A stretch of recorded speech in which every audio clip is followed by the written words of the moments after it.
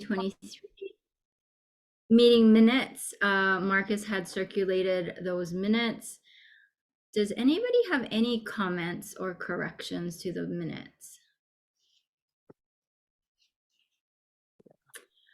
Marcus, I have one. Okay. I was just curious, when it's on page 4, it's the third sentence, and it starts, this confirmation would allow Commissioner Mueller to remain a holdover until the governor can appoint her to the second term. I wonder if the more appropriate way is to say that it would allow her to remain a holdover should the governor choose to appoint her to a second term. And also maybe after her current term, because the appointment gives her a current term till June 30th. Okay. It just, I mean, it just reflects, I think, the process. Sure. So the confirmation will allow Commissioner Mueller to remain as a holdover. Well, or actually actually, it's not to remain as a holdover, but I mean, that is what I probably wrote in my notes, but it allows her to serve her current term till the end of the year, and then remain as a holdover should she be appointed, but she's a holdover anyway until somebody else is appointed. That's after June 30th. Yeah, after June 30th. That's why we wanted it to be done. Yeah, I think it's okay. I just thought that until the governor can appoint her to the second term, presuppose that he would appoint her to the second term. And I'm not saying he's not going to, because I'm sure he will, but I thought if somebody read that, they might have concerns. Well, actually, I don't know that he would actually have to. I think that's what Robin's point was, right? Oh, I could continue to do so until he makes a decision. Right. Like I would be a holdover until he makes a decision. Right. One way or the other. Right. So even if he decides to not appoint you, you're still a commissioner. I would be a holdover until he appoints someone else. He's not going to make a decision by June 30th. No, because there's no highly doubt it. Actually, you have to go through another Senate confirmation. Right. You can. So Marcus is wondering what the revised language should be. Oh, I didn't print them, but it should be actually, it allows her to serve her current term and remain as a holdover. Period. Yeah. Okay. Yeah. Okay. I can make that correction, certainly. Thank you for that. Thank you. That was my only comment. Are there any other edits to the minutes? Okay, seeing none, the minutes are accepted as circulated. The first or the third order of business is the executive director's report. Mark, over to you. Yes, let me share the screen. Okay, I'm presenting the mediation program year-to-date report. Pretty slow month. We had one case, actually we had 2 cases referred into the mediation process, so 20 total year-to-date. We had 4 decisions, actually not that slow. We had 4 cases, we had 4 dispositions of mediation. So 1 resulted in a settlement, 3 did not result in a settlement. And taking our overall year-to-date success settlement rate at 52.4%,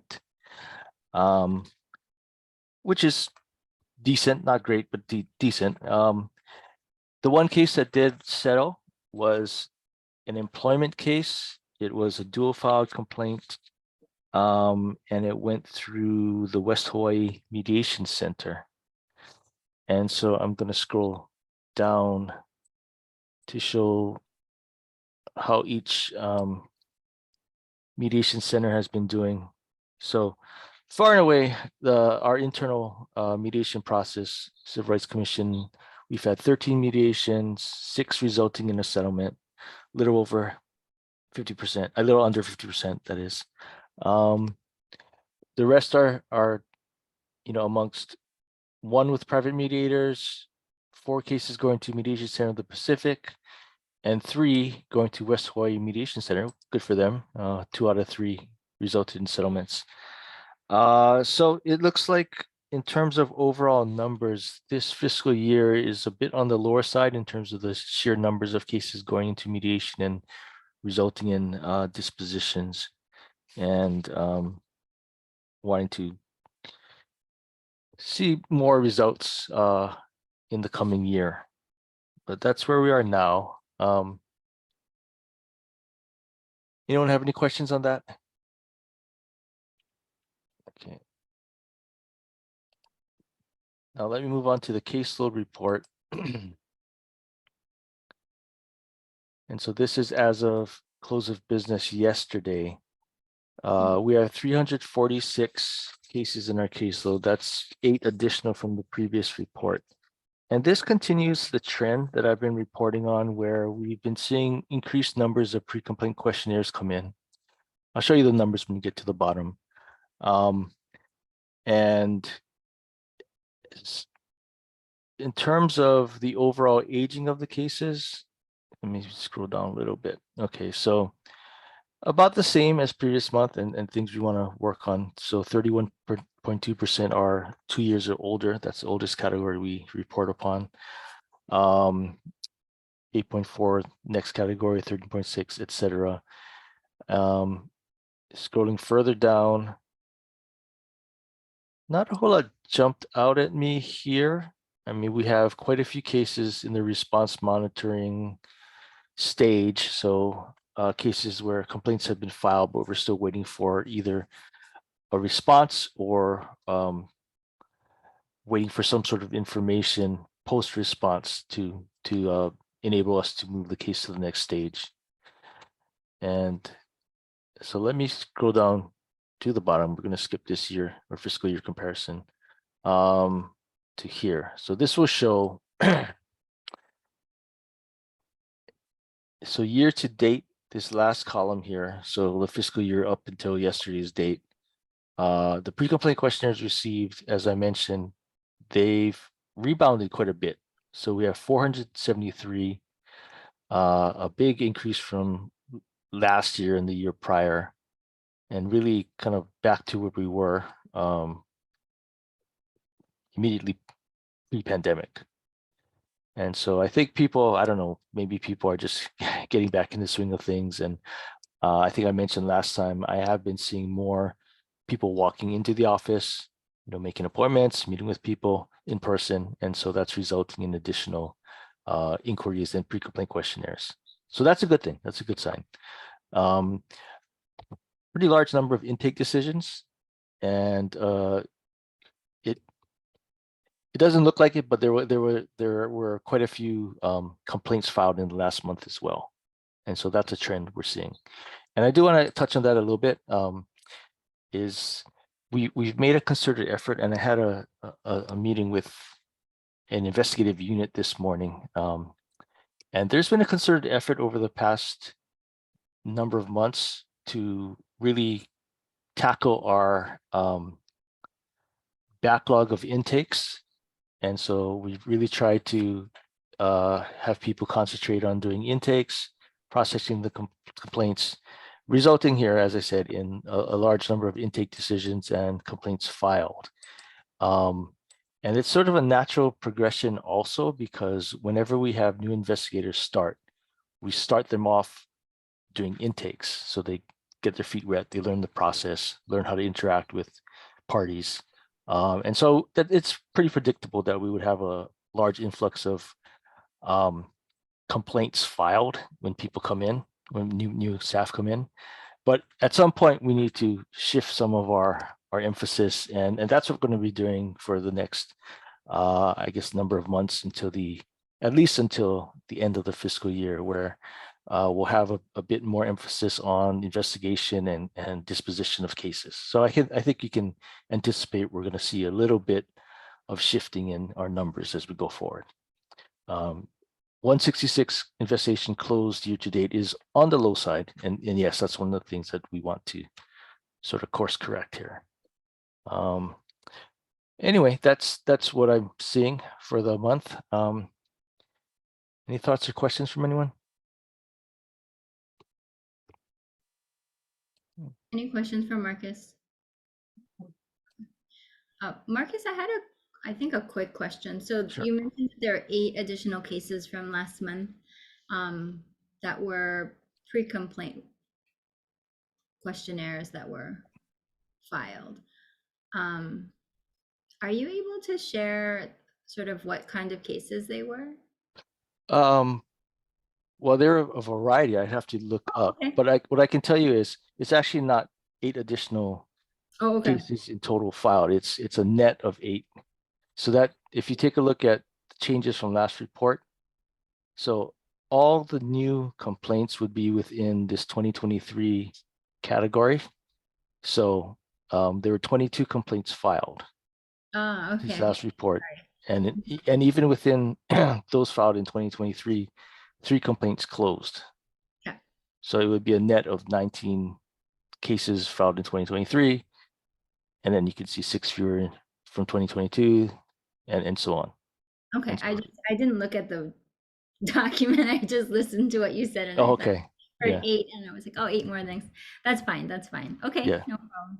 But to answer your question, I mean, we tend to get, I don't know, 80% employment cases, maybe 5 to 10% housing cases, and then a handful of public accommodations and state services. Yeah. So not inconsistent with what you generally report in the annual report. The breakdown is generally the same. Yeah, generally, I'd say yes. Thank you. Okay. If nothing else, I'm going to stop sharing. Thanks. Thank you, Marcus. Mhm. So we'll move on, unless Marcus, you have anything else for the executive director's report at this time. I do not. So Robin, Chief Counsel's report. No news on Morning Hill. Moving on to the legislative wrap up. I wasn't sure I'm not sure if you got the summary that I sent, so you did. Okay, I'm seeing a nodding. So I can share my screen if people want, or just, be a talking head. It wasn't attached to my email, but I don't mind if you just talk through it. You don't have to share, but I don't know. I got the one today, but not the one Okay, from well, last week. There was no attachment to your email last week. so can you see my screen? Yes. Yes. Yes. Yes. Okay, so, yeah, that's probably, it's only 2 pages. So the first item is this, and I'm gonna move it over to my screen. Did that change anything? But, oh well, okay. So the first bill that passed that is of really, that will have an impact on our cases and on the employees of Hawaii is that, Sorry, Robin, you moved it? oh, It's just showing a blank screen now. There. okay, so is that, okay, so that's what I was asking. So, okay, it's very, it looks really different when you do this, but so relating to employment earnings, there's a new statute that is going to require pay transparency for employers with 50 or more employees. And that was a compromise that happened in conference, that a number of our representatives and particularly the House was concerned about the pay transparency and didn't want to pass it. So they had suggested doing this thing where it wouldn't affect small businesses, but they were using the federal definition of small businesses, which is like 100 or less. Like basically it would exempt everybody.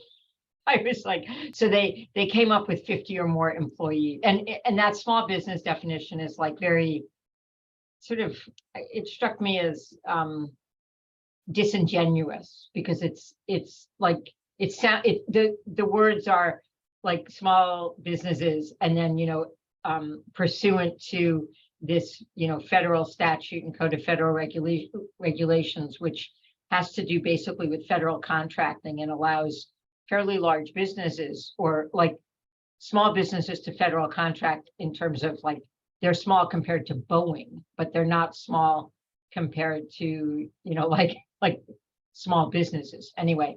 So the pay transparency will only affect employers with 50 or more employees, but also this kind of slipped through. They changed the definition from equal, that you'll get equal pay for equal work, to equal pay for substantially similar work.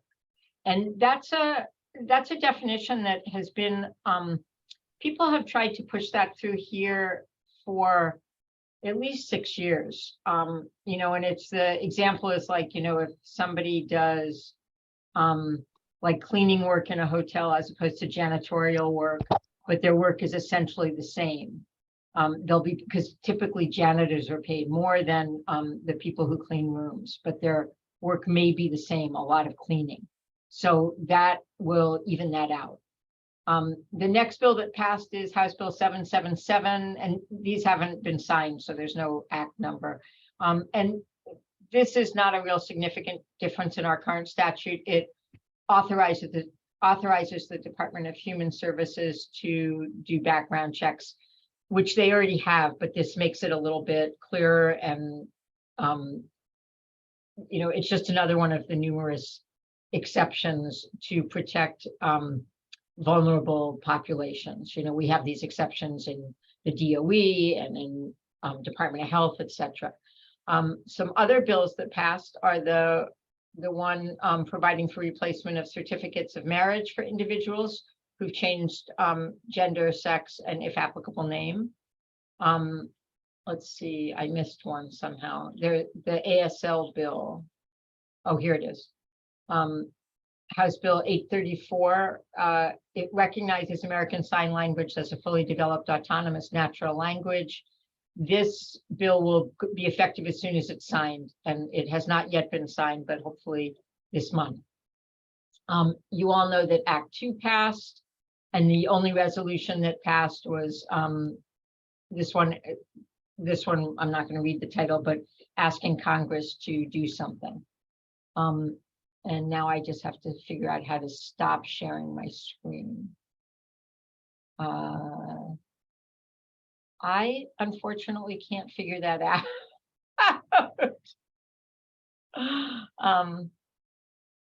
Oh, wow. How do I stop sharing my screen, which is probably, stop share. Okay. My whole screen became black instead of the background, so it's very confusing. But that's the end of the legislative session. It's the wrap up, and that's there are two other things that will affect us. Wait, I have it written down. Senate Bill 1513 says that any action taken during an executive meeting must be reported immediately after, provided it's not inconsistent with the purpose of convening the session. So today, and it doesn't go into effect quite yet, but it goes into effect July 1st, though. So like after our meeting today, we would come back out and say we did personnel issues. I mean, and it actually just means coming back into regular session. It's kind of I'm not sure who was abusing this.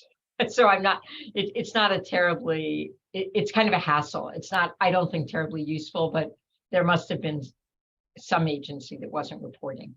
Robin, yes. just based on the language that you just read in terms of action, is it actually actions taken, or is it what occurred during executive session? Like I'm not sure. I think I would, I think it's actually anything that occurred.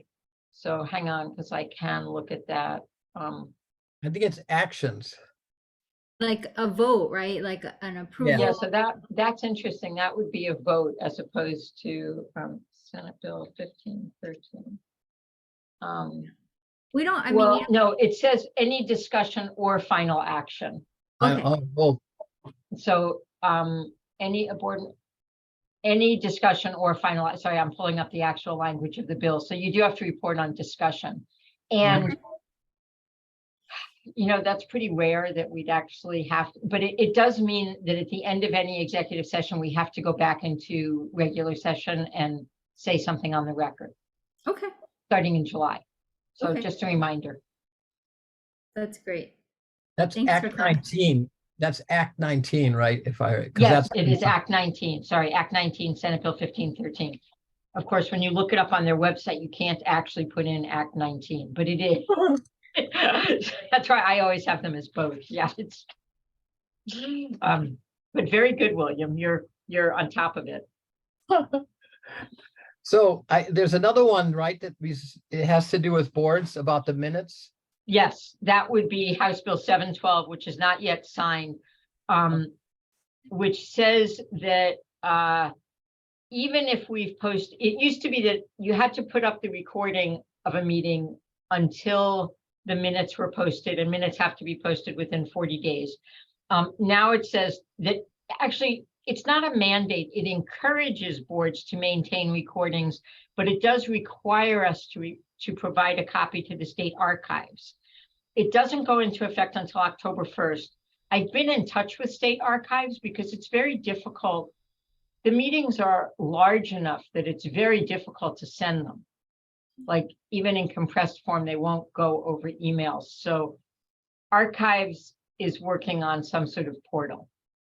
And, you know, I imagine that there will be some glitches in October or November because it's not that easy. I mean, plus I don't always save a recording. I sometimes have a link because the files are really big. So I've been in touch with Adam Jensen, who's the chief archivist, and they're on top of it. And they did get some funds for next year. So hopefully they can work on it and have somebody assigned because they're also, you know, short-staffed. I mean, everybody there is already working full-time. They're assuming that it will be signed by the governor because it hasn't yet. And I was wondering if. No, that- yeah, it hasn't yet, but he had already said something about he supported all these transparency bills. But yeah, there's a lot of things have not been signed. It's just, you know. Okay. But this one, and I think it will be signed partly because Governor Ige vetoed something like this last year. You know, particularly because, you know, and I can't remember if it was about recordings or it was something like this. We all had to save our own recordings. And a lot of people said, well, who's paying for the storage? Because these things they have to be stored it was for infinity. And, you know, like, and this too is like, they have to be saved forever. I think personally, I don't love it. The only thing that right now saves things forever is the courts. And I think all lawyers know that finding a case from 1890 is not that easy. They're in boxes somewhere. It takes, you know, a while to pull them out. They're not digitized, you know, after, you know, from before 2000. So, you know, and nobody ever looks at them. So they're going to save these forever, but, you know, we'll see how many people look at them. So this doesn't apply then, if I remember correctly, about the other part of the act, if you have a live meeting. Yeah, that's what if you You're have a not live doing meeting, you don't recording. have to save these things. You don't have to Because- record, you don't have to save. But we talked about that, and, you know, you as a board didn't think it was worth coming back together in person. You know, it might be for sensitive subjects. You know, these recordings don't foster free and open discussion. Okay. Okay. That's a good point to make, Robin. So I think we'll consider that as we go forward. Yeah, and you know, and it may just be a meeting every few years, but I mean, I think that we should all be if we're not careful. I think we are all very careful about what we say, but we actually should be. It's very easy to take sarcasm out of context, and it's very hard to have any humor in meetings now with Zoom and these lifelong or these, recordings forever and ever. So starting in July will be forever and ever. Okay. Mhm.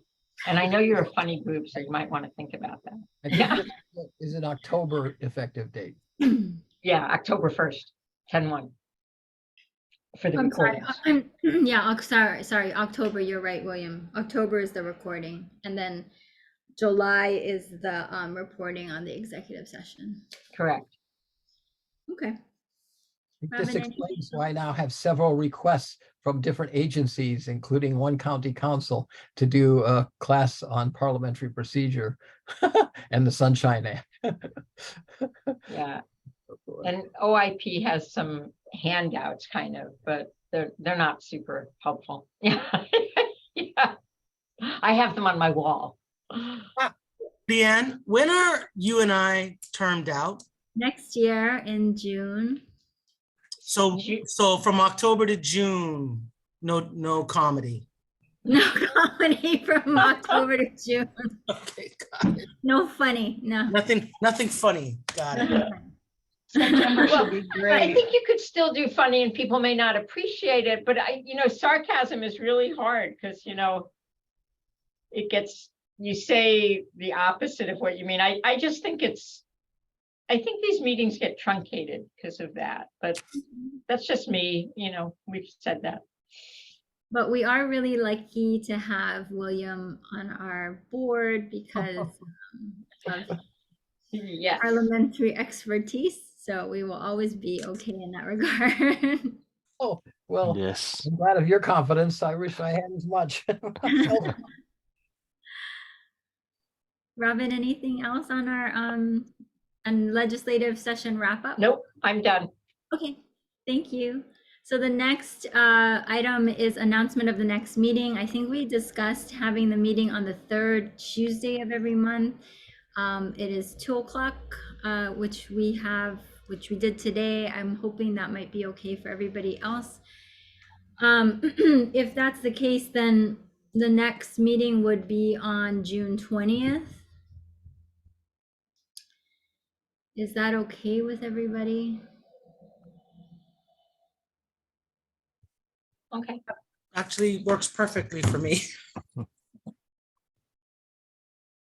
Okay. I will send out a Zoom invite later. Thank you. That was pretty painless. Any announcements?